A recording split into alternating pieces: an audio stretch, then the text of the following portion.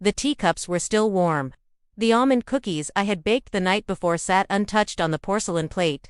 It was 7 p.m., the exact time Thomas usually walked through the door, but this time he wouldn't. I stared at the front door for longer than I care to admit, almost expecting to hear the sound of his key turning in the lock. But there was only silence. The kind of silence that settles into the bones when something is gone for good. My name is Vivian Carter, and for 15 years I believed I had the kind of marriage people envied. Thomas was calm, accomplished, the kind of man who always made a room feel more grounded the second he entered. He never raised his voice. He was never late. He brought me flowers on Sundays, wore crisp button-downs, and never let me worry about the mortgage. We didn't have children. Life just flowed as if we were two puzzle pieces that simply clicked. But what I didn't know, what I was about to find out, was that puzzle had missing pieces, and one of them was hidden in a place I had never been allowed to go. Thomas died on a Thursday. They said it was a heart attack. I remember the doctor's face as he said it. Kind, rehearsed, detached.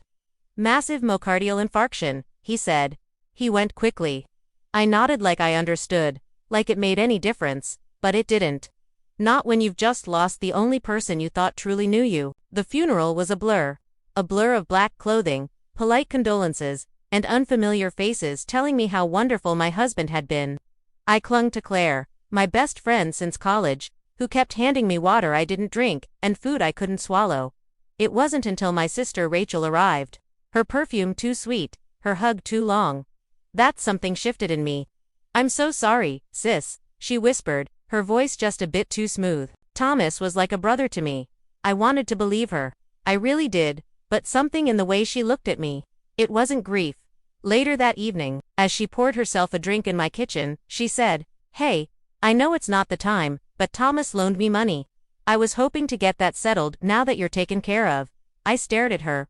"What money?" I asked. She blinked, then smiled like I was being silly. "Oh, I guess he never told you." Something inside me twisted. That night, I couldn't sleep. I kept walking through our house, touching the furniture like it could tell me something. The bookshelves, the polished floors, the framed wedding photo that suddenly felt like it belonged to strangers. That's when I saw them. Thomas's keys still sitting on the hallway table. I picked them up, and there it was. The key I was never allowed to use. The one shaped differently than the others. The key to his garage. I had asked about it once years ago. "There's nothing interesting in there," he said, smiling. "Just tools. Grease, you wouldn't like it." I didn't press. I never pressed. That was our marriage. Easy, comfortable, and full of quiet spaces I wasn't supposed to enter. But now I had nothing to lose. The next morning, I drove out to the garage. It was in the old industrial district behind a row of crumbling buildings with rusted roofs and weeds curling through cracked asphalt. Not exactly the kind of place you'd expect a man like Thomas to keep anything. But he came here once a week, every Thursday. Like clockwork. I never questioned it. The metal door was heavier than I expected.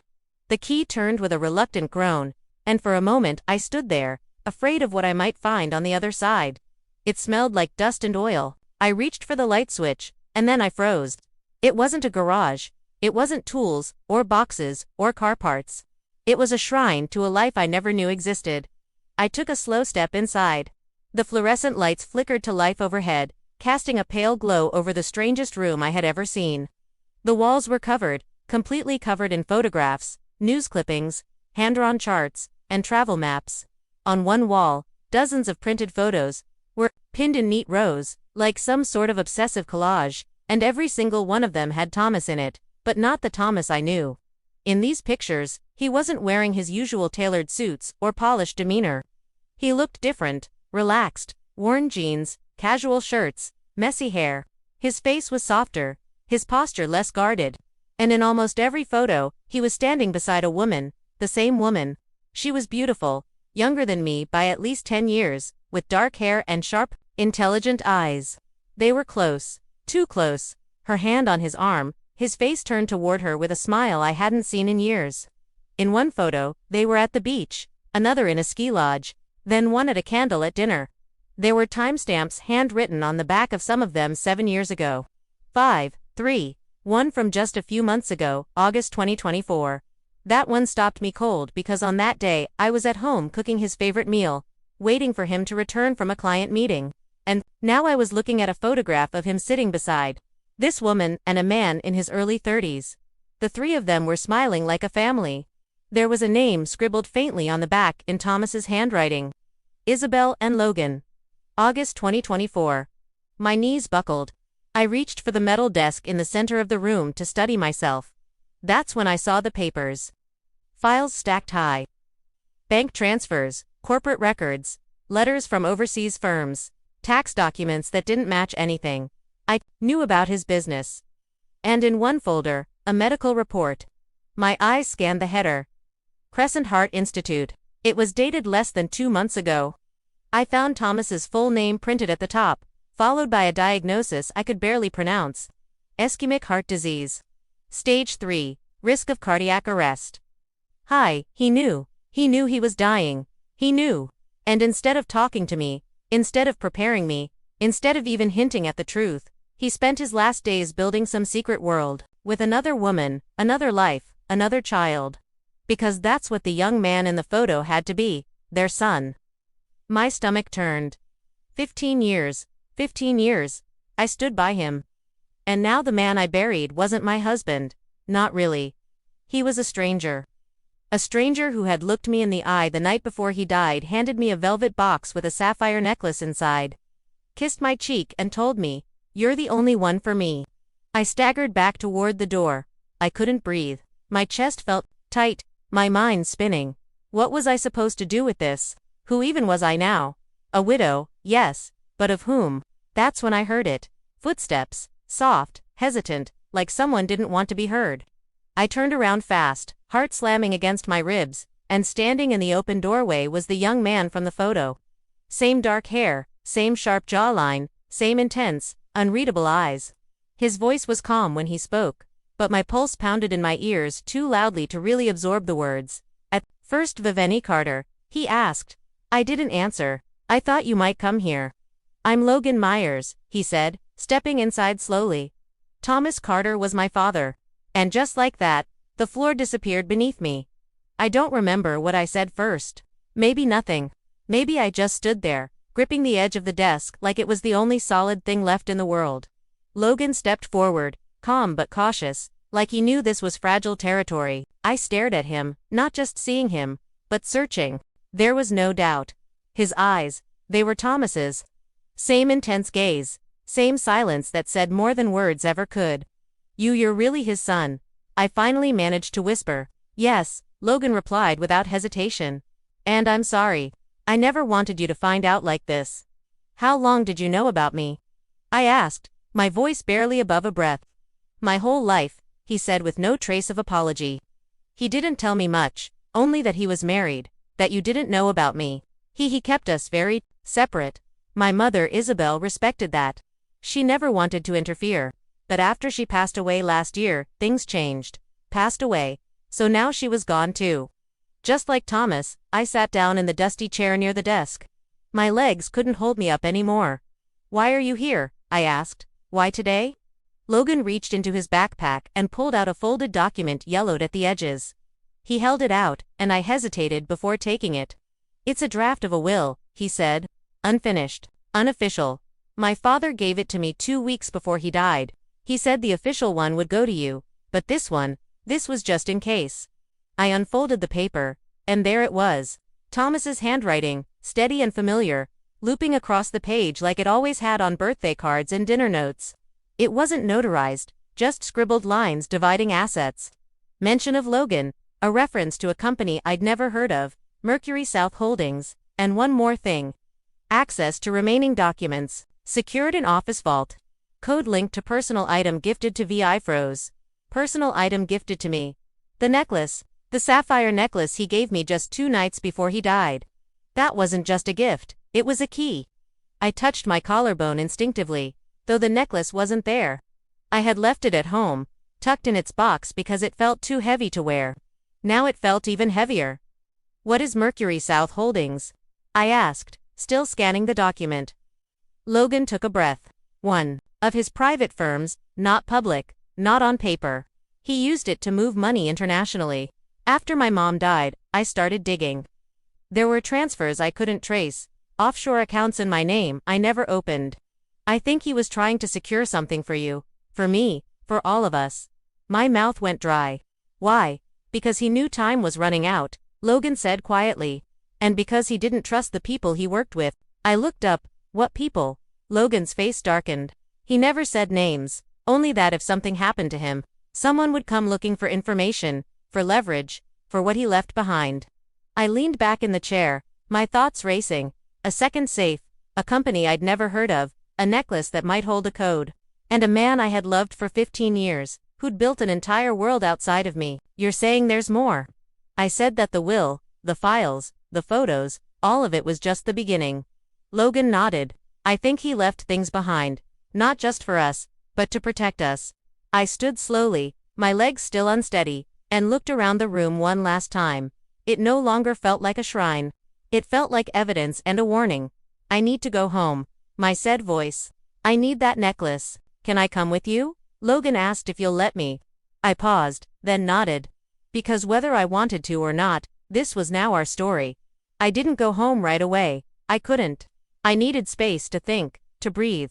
So, I called Claire. Within 20 minutes, I was on her couch, hands wrapped around a mug of tea. I wasn't drinking. The sapphire necklace sitting on the table between us like a live grenade. Claire didn't ask questions. She never did. Not until I was ready. And when I finally told her everything about the garage, the photos, Logan, the will, she didn't say, I told you so. She just whispered, I'm so sorry, and reached for my hand. But I wasn't ready to cry. I wasn't ready to collapse. I needed answers. I needed someone to blame. So, I drove to Rachel's condo.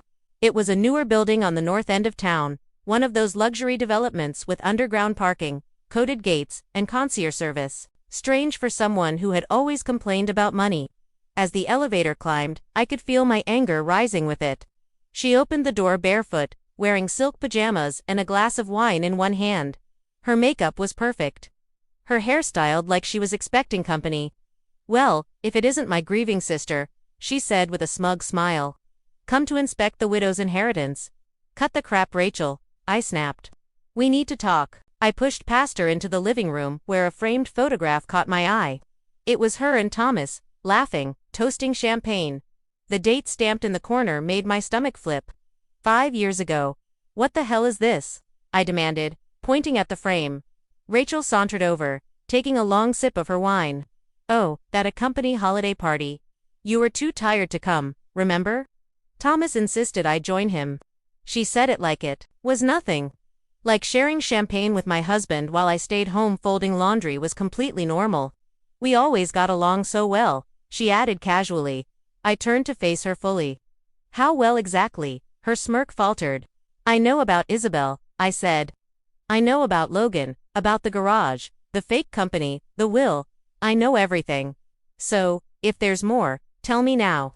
Rachel's eyes narrowed. She walked over to her liquor cart, refilled her glass, and said softly, Fine, you want the truth.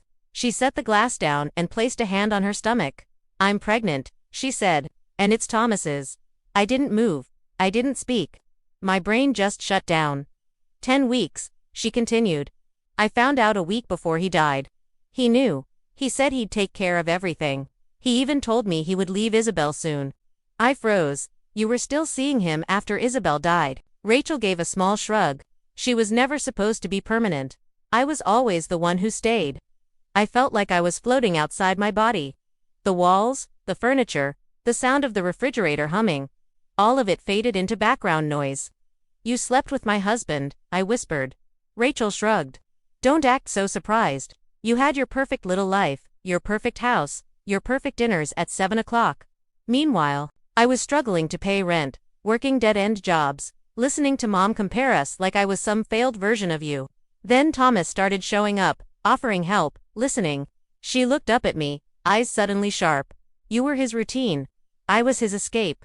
The slap came before I realized I'd raised my hand. Rachel's head snapped to the side. Her wine glass shattered on the floor. She didn't cry. She didn't yell. She just smiled. Now there's the real Vivian, she said. Not the prim, perfect wife. The woman who just found out she's been living a lie. I turned away, breathing hard, hands trembling. Why didn't you tell me? I asked, quieter now. Because you never would have believed me, she said. You always thought I was jealous, and maybe I was. But this wasn't about you. This was about me finally getting something for myself. I shook my head. You didn't just take something. You stole everything.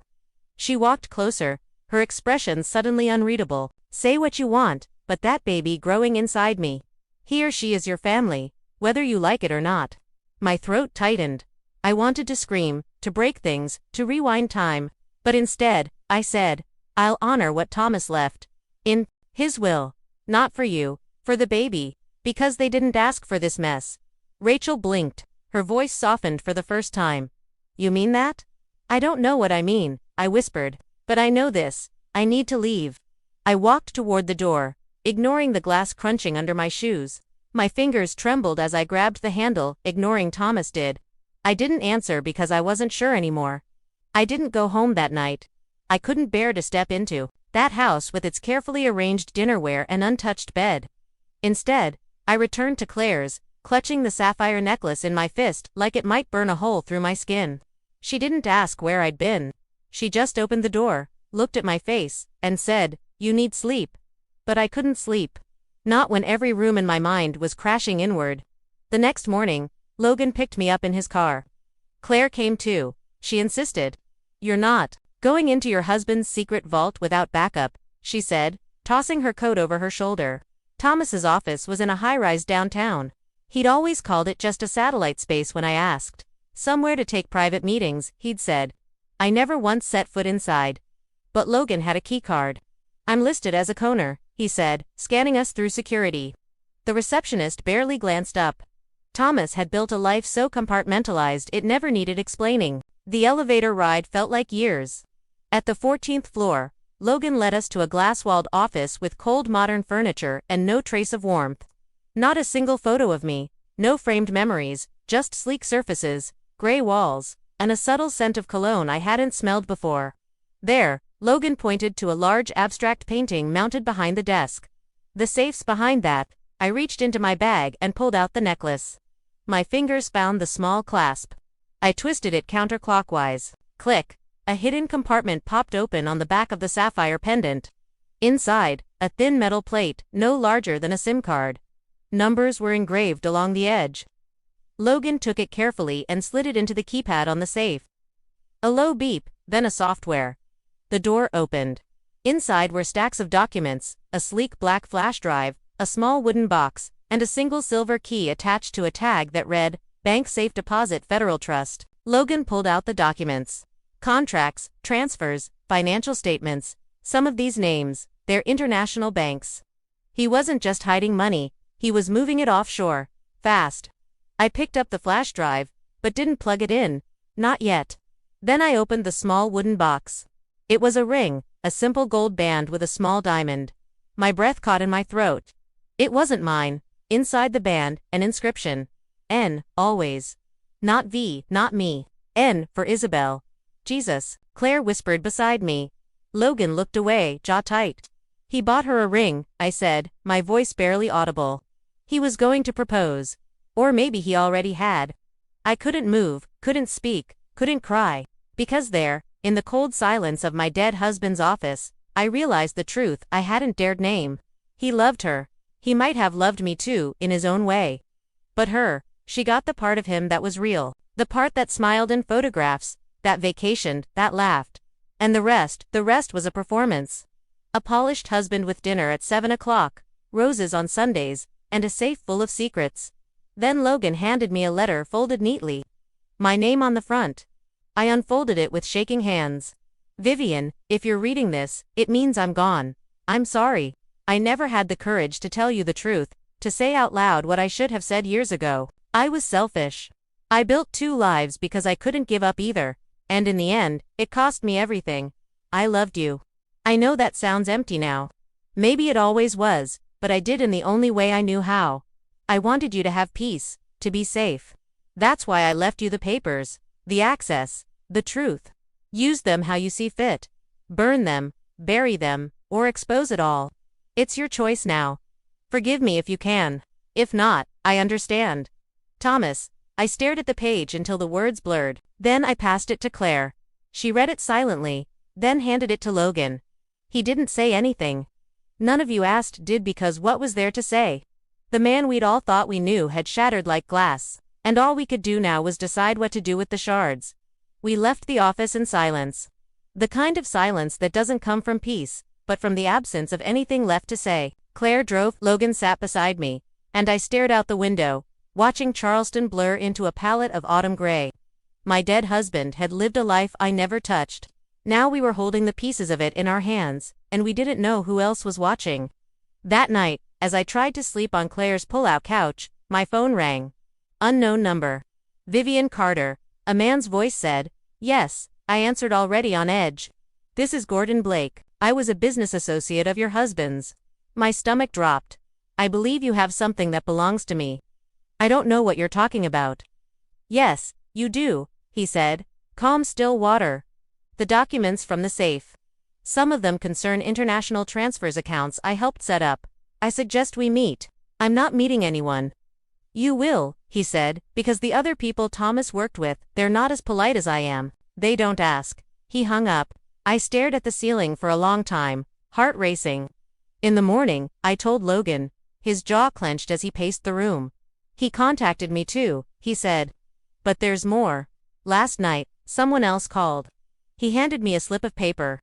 "Victor Crane. He claims he's the original source of the funds Thomas moved. He said, if we don't return everything by the end of the week, there will be consequences." I didn't ask what that meant. I didn't need to. Logan pulled out the silver key from the safe. "We still have the deposit box," he said. "Whatever's inside might help explain who really owns what." "But do we really want to open another box?" I asked, trying to keep my voice from cracking. "What if all it does is make things worse?" Claire sat beside me. "Then at least you'll know. Then not knowing, it's what's killing you." She was right. So we made a plan. First, the bank. Then, if things still didn't make sense, we'd find someone who could tell us the truth. Thomas had to have had a fallback, a contact, someone who knew what the hell he was involved in. That's when Logan said, "There's a name my mother mentioned once, Edward Holloway, Dad's old college friend. She said he was the only one who ever told Thomas the truth, even when he didn't want to hear it." "Do you know where he is?" "I think so," Logan said. "Mom had his address in Savannah. She kept it in a box of emergency contacts." So, we drove a 2-hour trip in silence, rain trailing down the windshield like streaks of memory. Savannah greeted us with oak trees and damp air, and the kind of stillness that only old towns seemed to carry.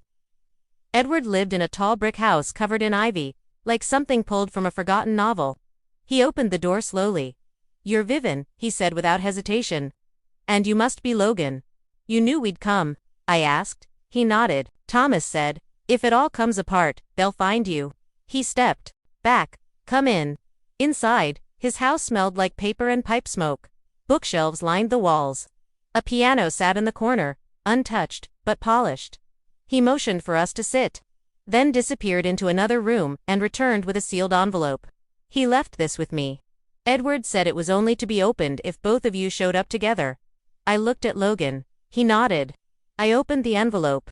Inside was a short handwritten letter and a second will. This one was different. It named the child Rachel was carrying.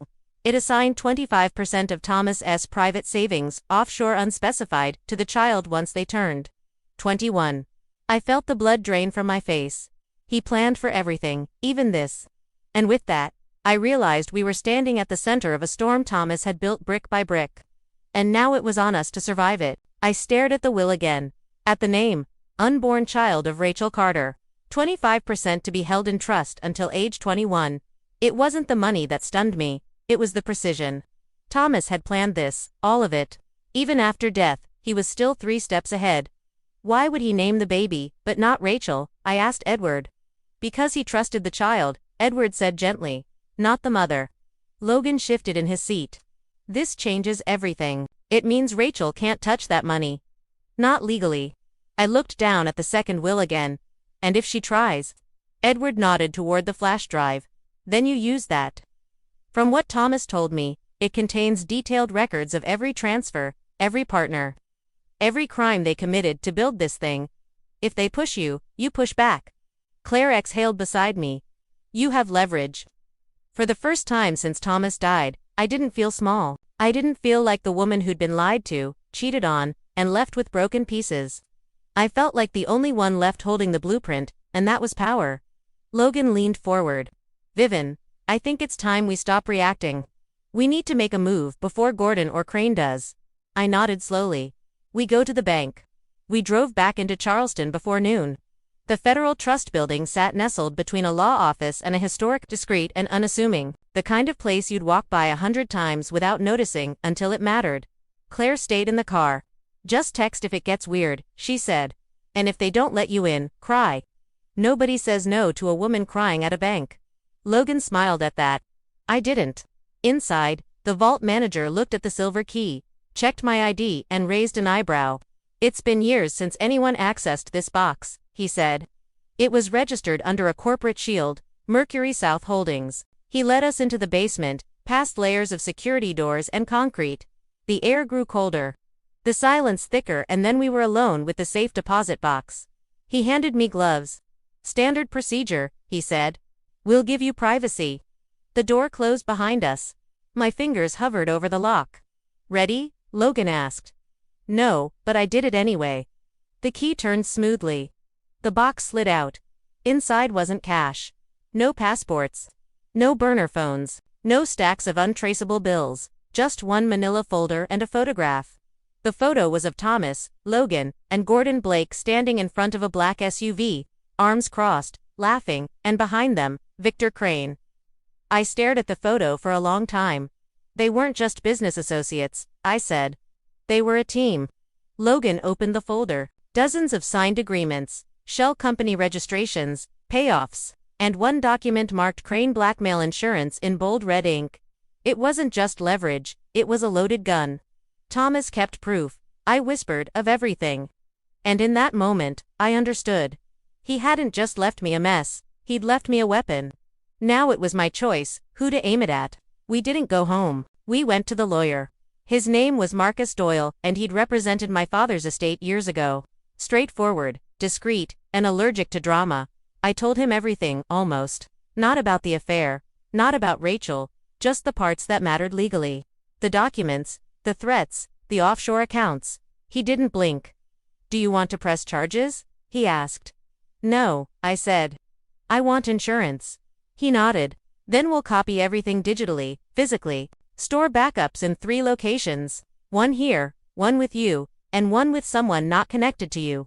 I know just the person, Claire said, smiling grimly. We spent hours scanning files. Thomas had kept meticulous records, names, dates, wire logs, fake invoices. It wasn't just shady business. It was criminal enterprise, international. And with Thomas gone, they thought the evidence had vanished. They were wrong. By the end of the day, Marcus had drafted a simple letter. I added one line at the bottom in my own handwriting. Try me VC.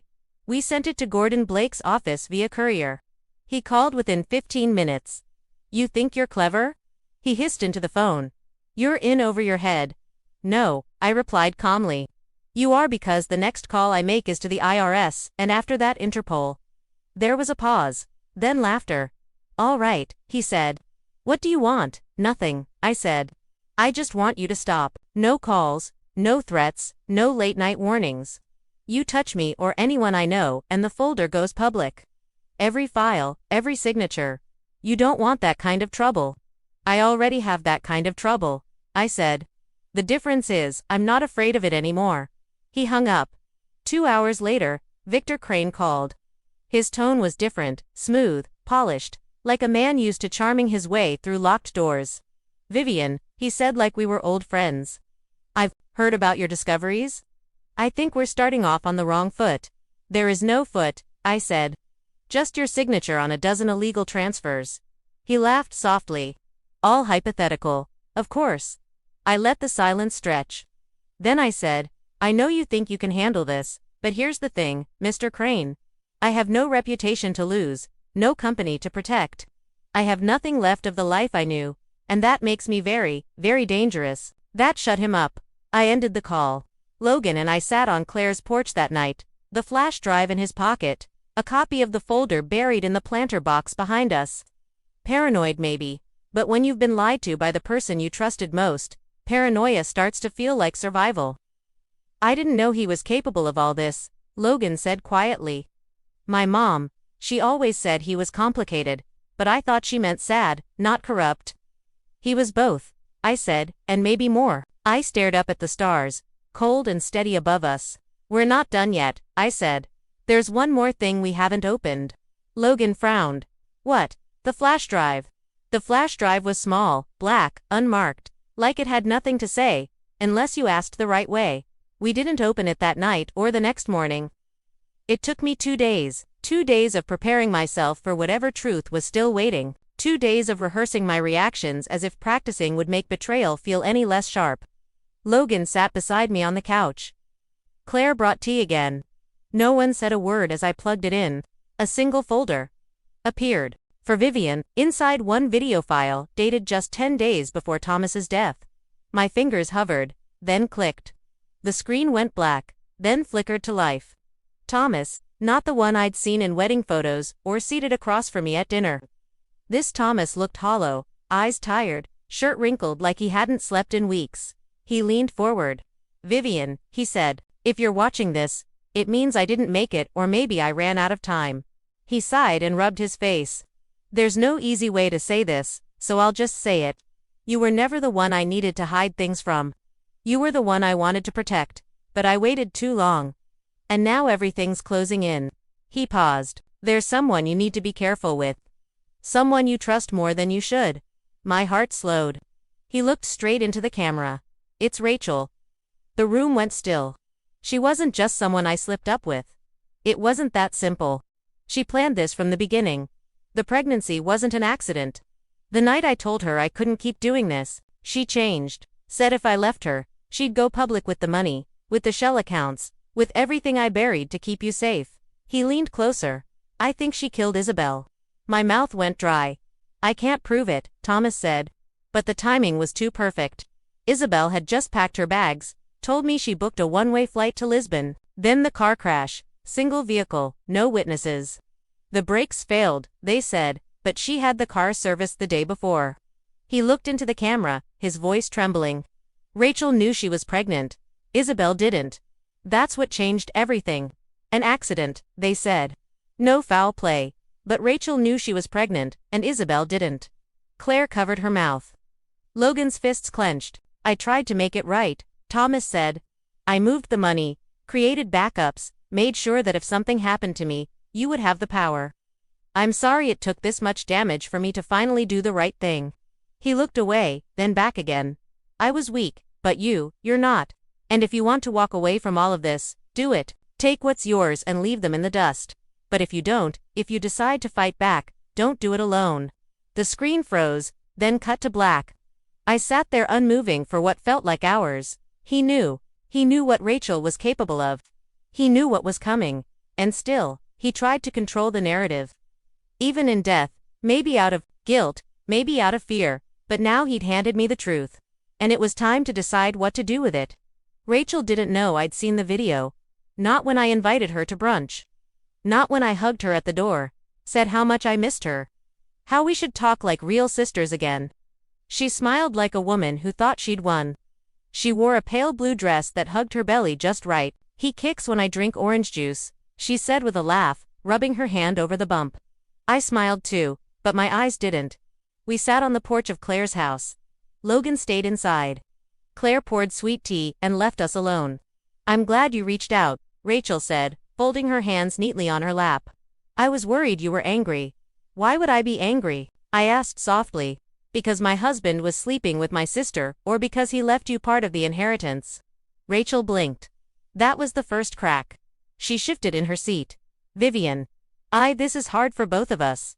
Thomas was confused, torn. But he loved you. No, I interrupted. He didn't love me. He pitied me. Rachel flinched. I leaned forward and he feared you. Her face stilled. I placed the flash drive between us. Rachel's lips parted just slightly. I know about the accounts, the manipulation. I know he was planning to leave you. And I know about Isabel. She didn't blink, didn't move, just said, you can't prove anything. You're right, I replied, but I don't have to. She frowned. I stood up because I'm not going to court. I'm not going to press charges. I'm not going to fight for some half-baked justice system to fix this. I looked her straight in the eye. I'm going to walk away and leave you here with everything you thought you wanted. The money, the child, the lies. Rachel stood up. You think that scares me? No, I said, but it will. Then I turned and walked inside where Logan was waiting. Later that afternoon, I met with Marcus Doyle again, handed him the flash drive, a signed affidavit, and one instruction. If anything happens to me, it goes to the press. All of it. Then I went home to the house I once shared with Thomas. It was quiet now. Still, I walked through each room, touching the backs of chairs, the door frames, the cracks in the floorboard we never got around to fixing. I opened the closet, packed one suitcase, left the rest. When I reached the garage, I locked the door behind me. Not because I was hiding anything, but because I wasn't coming back. 1 week later, I boarded a flight to Colorado. Fresh air, new name on the lease, a tiny cottage near the mountains. No secrets, no safes, no more pretending. Just me, Carter, widow, survivor, not the woman who was lied to, but the one who turned silence into